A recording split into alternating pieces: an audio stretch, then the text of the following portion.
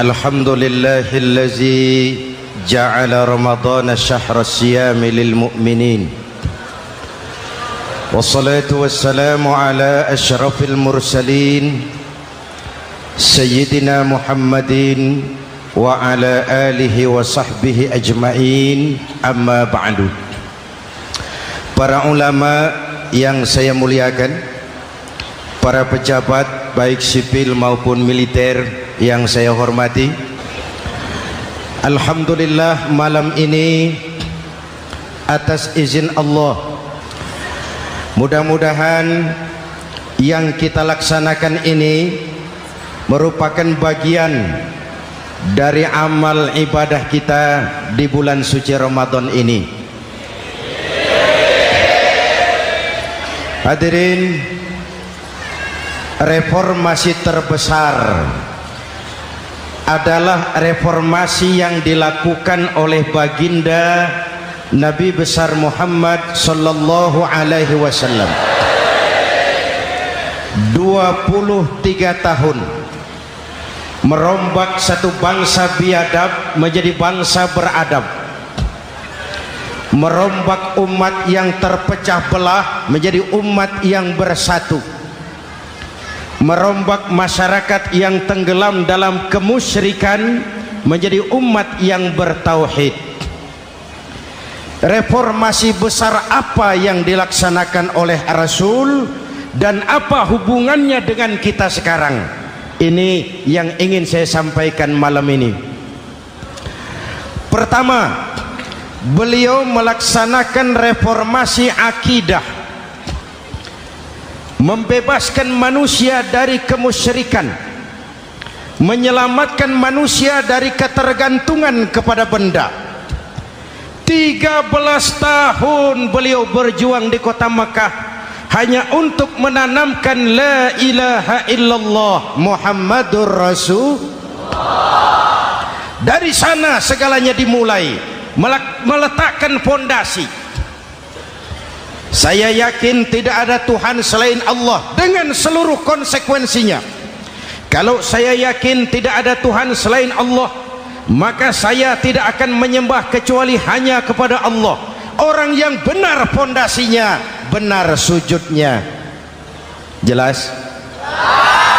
Kalau saya yakin tidak ada Tuhan selain Allah, saya tidak akan minta rizki kecuali hanya kepada Allah. Orang yang benar fondasinya, jauh dari korupsi, jauh dari judi.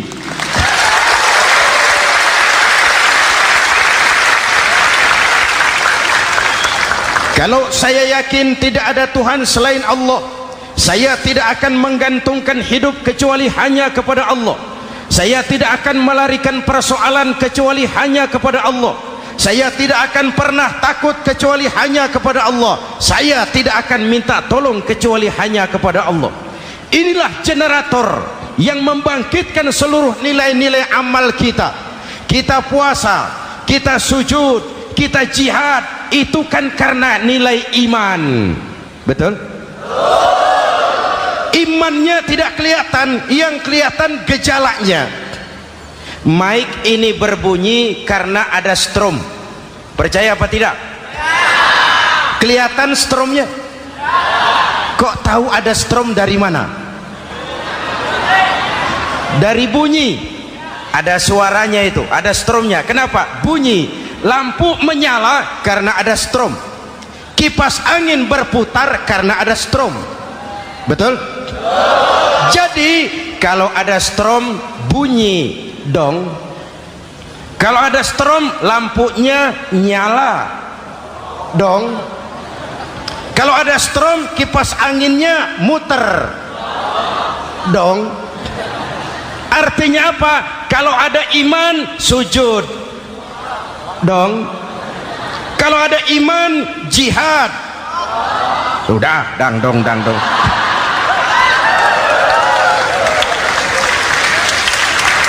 Seluruh amaliyah kita hanya refleksi dari nilai-nilai keimanan. Maka dimulai dengan fondasi. Kalau fondasi kuat, apapun yang mau dibangun aman. Kalau fondasi rapuh, apa yang mau dibangun di atas fondasi yang rapuh? Karena itu dengan tabligh akbar ini pesan pertama saya, mari jaga nilai-nilai iman kita. Kita masih bergelut dengan zaman susah. Judi kembali merebak, narkoba meracuni remaja dan pemuda-pemudi kita, padahal dua-duanya sumber segala macam kemaksiatan. Judi mendidik orang jadi malas, dan sejarah belum pernah mencatat ada orang jadi kaya karena judi. Yang bangkrut, yang kere, yang melarat banyak.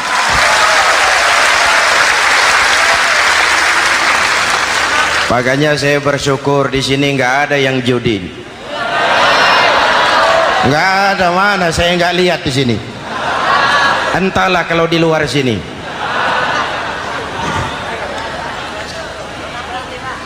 Judi itu penyakit, kalahnya bikin penasaran, menangnya bikin ketagihan. Itulah penyakitnya. Makanya lebih baik makan singkong betulan daripada makan roti mimpi. Ayo, makan singkong betulan, makan roti mimpi, lebih baik mana? Lebih baik makan roti betulan, Mas. Maksud saya uang 4-5 ribu rupiah itu daripada belikan togel, daripada dibelikan pakong, daripada dibelikan macam-macam undian judi, lebih baik dibelikan beras, makan sama-sama. Hadirin yang saya hormati, karena iman kita hidup, untuk iman kita berjuang, dalam iman kita ingin kembali menghadap Allah Subhanahu. Dahulu pun orang-orang tua kita berjuang memerdekakan negeri tercinta ini. Apa faktor penggerak utamanya? Iman. Imanlah yang mengajarkan orang-orang tua kita, hubbul watan minal iman, cinta tanah air bagian daripada iman. Lah, tanah air kita kan bukan Aljazair, tanah air kita bukan Palestina, tanah air kita bukan Mesir, tanah air kita mencintai Indonesia bagian daripada iman. Yang datang menjajah kebetulan kafir. Lah ini, bertemulah cinta tanah air dengan semangat jihad yang diajarkan agama. Lalu bangkitlah para ulama, bangkitlah para kiai, bangkitlah para santri, berjuang memerdekakan negara tercinta ini. Saya tanya lagi, orang-orang tua kita dahulu berjuang melawan penjajah, senjatanya apa?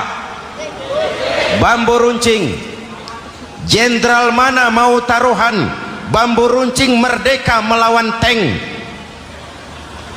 bambu runcing merdeka melawan meriam, bambu runcing merdeka melawan tentara-tentara profesional yang terlatih dengan baik? Menurut logika tidak mungkin, menurut kebiasaan tidak bisa, menurut rasio impossible. Entoh nyatanya kita merdeka. Lalu para pendiri Indonesia dengan jujur mencantumkan dalam mukaddimah Undang-Undang Dasar Negara kita kalimat yang berbunyi, dengan berkat rahmat Allah yang Maha Kuasa. Ada tidak itu dalam pembukaan Undang-Undang Dasar? Ada apa tidak? Pokoknya biar belum pernah baca, ada gitu saja sudah, biar lancar urusan. Saya yakin kalimat ini bukan lipstick, not decoration only. Kalimat ini pengakuan moral, pengakuan batin yang sangat jujur dari para pendiri Indonesia bahwa Allah campur tangan dalam proses kemerdekaan. Kalau tidak, nggak ada ceritanya bambu runcing merdeka melawan tank.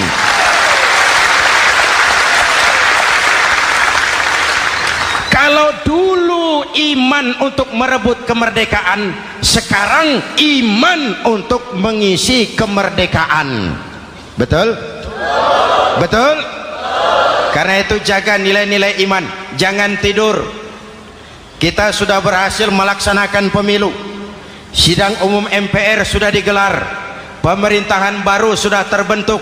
Itu kita pilih bersama, kita dukung bersama. Mendukung itu tidak harus selalu iya, kula nuwun, semohon dawuh, kumaha juragan wae oke bos. Mendukung tidak harus selalu iya. Mendukung juga memberikan saran, kritik, perbaikan. Kenapa? Di mana-mana di dunia ini kekuasaan cenderung mau menang sendiri. Kekuasaan cenderung untuk korup. Karena itu kalau kita cinta kepada pemerintah, kita harus mengawasi jalannya pemerintahan kita ini.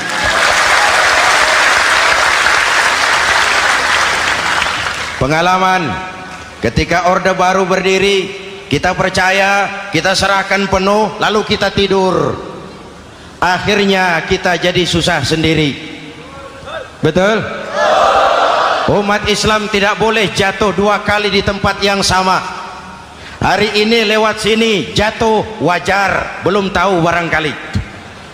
Besok lewat sini lagi jatuh lagi, goblok tenan. Masa jatuh dua kali di tempat yang sama itu bagaimana? Hadirin yang saya hormati, nilai-nilai iman, intan paling mahal, mutiara paling berharga, tidak lain nilai iman.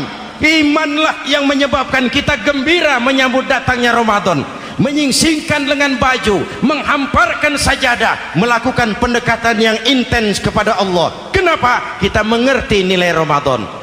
Tempo hari saya berikan contoh. Di tangan kanan saudara ada berlian, harganya 50 juta. Di tangan kiri saudara ada rumput seikat. Berlian dan rumput ini taruh di depan kambing. Kira-kira mana yang diambil kambing? Rumput, dasar kambing.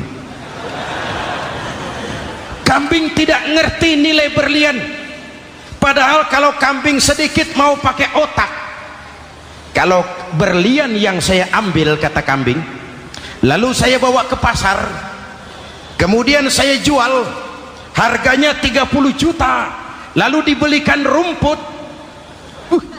dapat rumput sekabupaten. Tapi kambing tidak ngerti nilai berlian. Yang kambing tahu cuma rumput. Kenapa? Hidup kambing cuma melayani perut. Maka kata Imam Ali karramallahu wajhah, orang yang hidupnya hanya untuk melayani perut,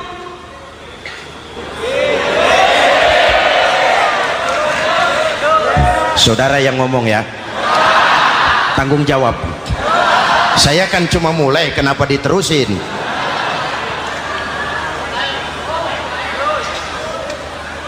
Hadirin yang saya hormati, jaga iman baik-baik, wariskan kepada anak-anak kita. Mereka harapan kita semua.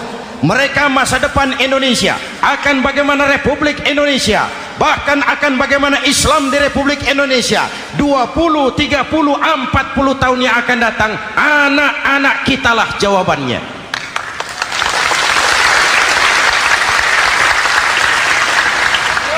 Mereka mau jadi apa, persilahkan, asal iman merupakan landasan hidupnya.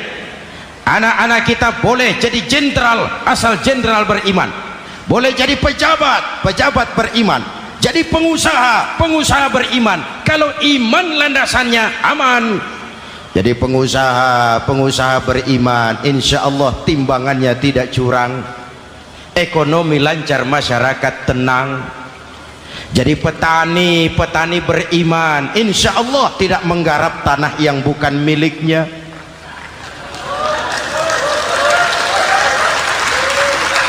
Jadi pejabat, pejabat beriman, insya Allah korupsinya sedikit.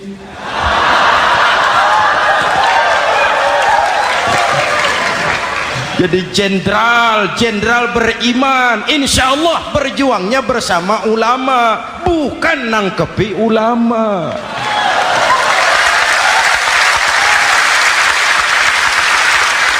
Jadi teknokrat, teknokrat beriman, jadi pengusaha, pengusaha beriman, jadi seniman, seniman beriman, jadi maling. Nggak ada, mana ada maling beriman. Kalau iman landasannya, insya Allah aman. Ini yang pertama. Yang kedua, baginda Nabi melaksanakan reformasi sosial. Berupa apa?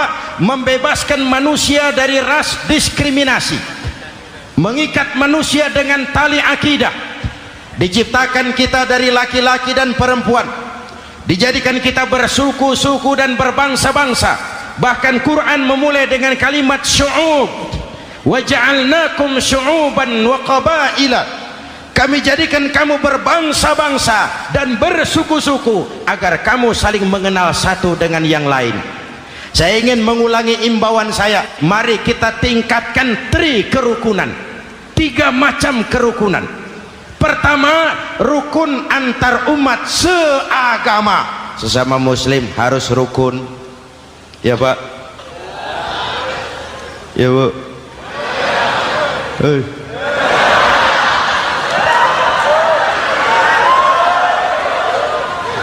Malam ini saya tidak merasa sebagai tamu di sini. Saya hanya keluarga di tengah-tengah keluarganya.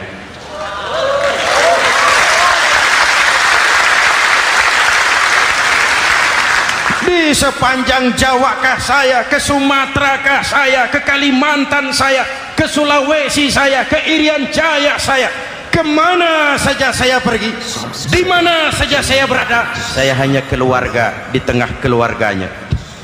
Sebagai muslim kita terikat akidah, sebagai bangsa kita punya komitmen, kita ingin bersatu nusa, satu bangsa, satu.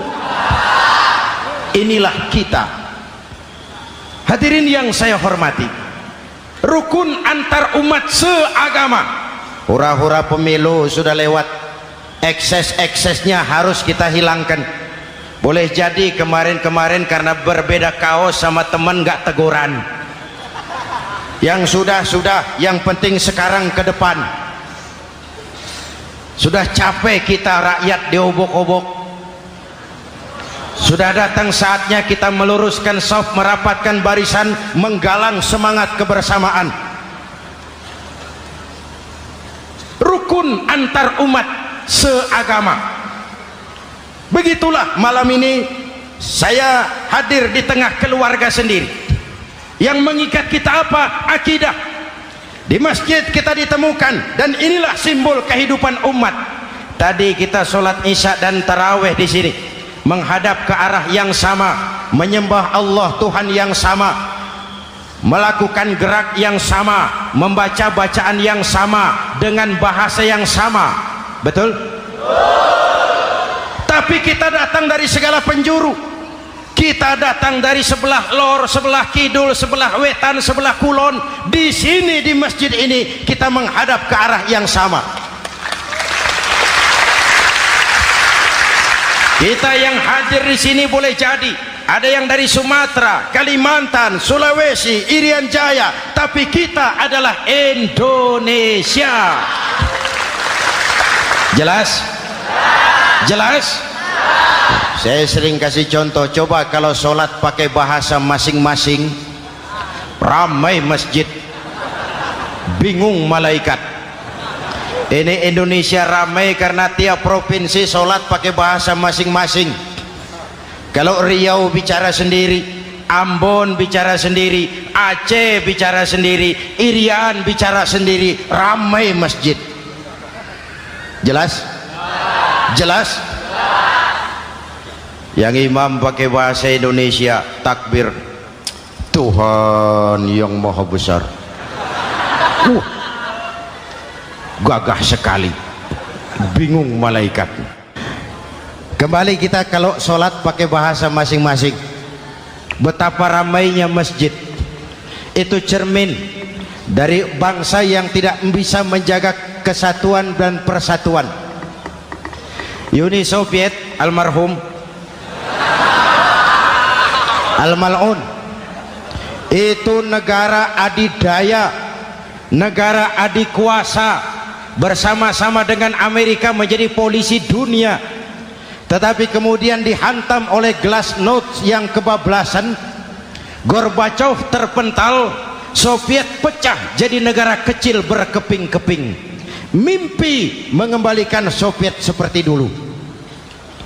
Begitulah kalau kita biarkan benih-benih disintegrasi ini terus berkembang, tidak ada lem perekat, maka kita akan pecah berkeping-keping dan kita akan jadi satu bangsa yang kecil. Oleh karena itu, yang pertama, jaga kerukunan antar umat seagama. Berbeda pendapat boleh, berpecah belah jangan. Berbeda partai oke, tapi berbeda dalam wawasan bernegara jangan. Jujur saja, saya kemarin musim pemilu itu sudah agak pesimis melihat, batin saya menjerit, ya Allah, kenapa umat jadi begini? Kenapa umat harus terkotak-kotak? Terlalu banyak partai-partai Islam waktu itu, 20 lebih. Begitu sidang umum MPR berjalan, saya mulai melihat titik optimisme. Ada yang mengkristal, di mana orang tidak lagi melihat partainya, tetapi melihat nilai-nilai imannya. Itulah yang memang utama buat kita.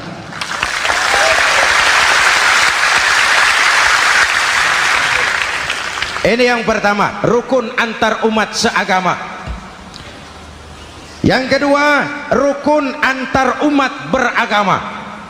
Beberapa hari yang lalu ada kejadian yang mengenaskan di Jakarta Timur, Cipayung.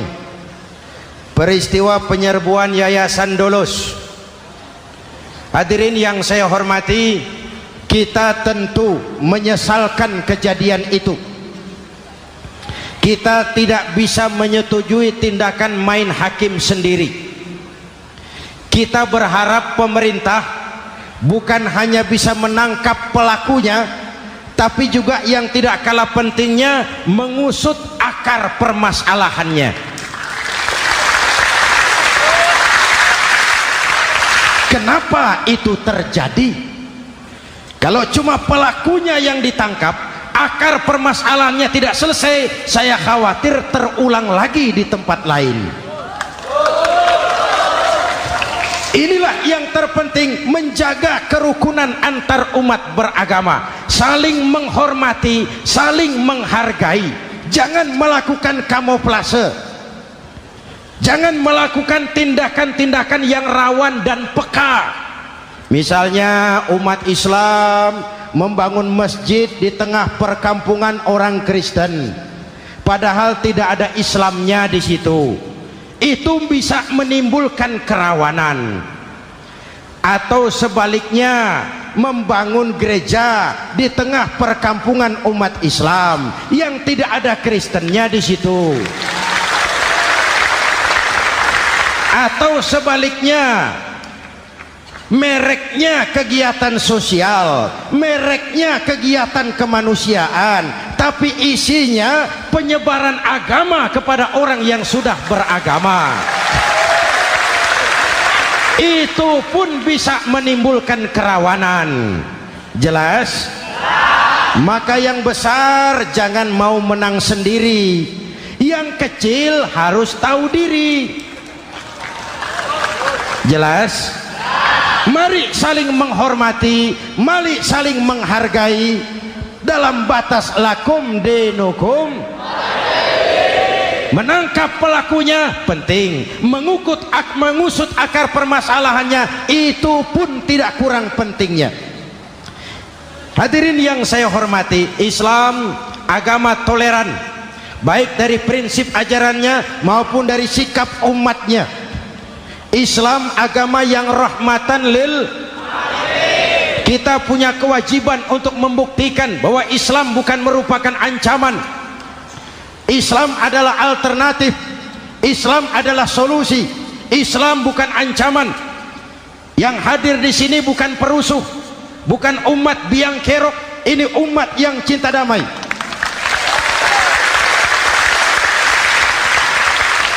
Ini umat yang tidak pernah mencari-cari musuh, tapi juga tidak akan pernah lari kalau bertemu musuh. Mari kita jaga kerukunan antar umat beragama. Jangan sampai peristiwa Dolos terulang lagi di tempat-tempat lain. Saling menghargai, saling menghormati. Jangan main hakim sendiri, tapi juga jangan mau menang sendiri. Hadirin yang saya hormati, dengan menjaga kerukunan antar umat beragama, akar keutuhan kita sebagai bangsa semakin terpelihara. Lalu yang ketiga, rukun antar umat beragama dengan pemerintah. Tadi kita sholat di sini ada imam, ada makmum, betul? Kalau makmum siapa saja boleh, Mas. Tidak ada pemilihan makmum. Fikih itu ketat kalau sudah memilih imam. Nih makmum siapa saja. Pak, itu orang pemabuk itu, boleh jadi makmum. Suka mencuri, Pak, boleh jadi makmum. Bacaannya tidak fasih, boleh jadi makmum. Ketinggalan 1 rakaat, boleh jadi makmum. Tapi tidak tiap orang boleh jadi imam.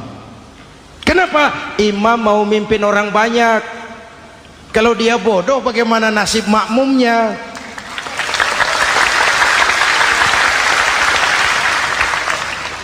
Ada karikatur di Medan, pernah kejadian anak kecil disuruh sholat sama ibunya. Nak, sholat kau. Ah, aku tak pandai sholat, mak. Si ucok rupanya ini. Kata ibunya, sudahlah, kau ikuti saja bapakmu tuh. Apa yang bapak mau kerjakan, kau ikuti sajalah. Jadi lama, kalau ikut saja bisa laku.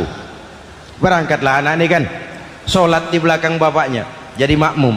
Sholat di balai bambu, tidak pakai tikar. Bangun sujud, hidung bapaknya terjepit bambu. Karena sakit dan kaget, refleks bapak ini teriak, aduh. Anak di belakang ingat pesan maknya, ikuti saja bapakmu. Si anak ini malah pakai irama, aduh.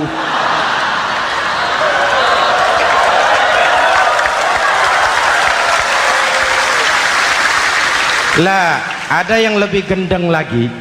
Mendengar anaknya mengadu, bapaknya menoleh ke belakang. Kata bapaknya, kau kejepit juga, cok, katanya. Sholat jadi ngobrol. Kalau makmum dan imam sama bodohnya, rusak sholat ini.